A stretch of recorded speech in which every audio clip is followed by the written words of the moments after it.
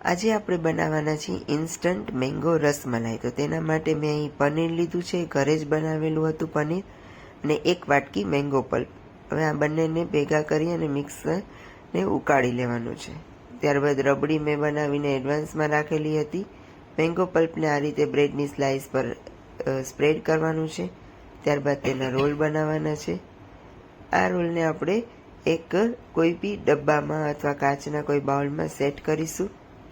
ત્યારબાદ આપણી જે રબડી બનાવેલી છે તેની અંદર મેંગો પલ્પ એડ કરી અને તેને ચર્ન કરીશું. હવે આપણા જે રોલ છે તેના ઉપર આપણું આ મેંગો રબડીને એડ કરીશું. પિસ્તાથી ગાર્નિશ કરીશું અને ફ્રીજમાં સેટ થવા રાખીશું. 2 થી 3 કલાકની અંદર આપણું ઇન્સ્ટન્ટ રબડી તૈયાર છે. તો આપણી મેંગો રસમલાઈ રેડી છે. હું ચાખીને કહું કેવી બની છે. બહુ જ સરસ. Thank you.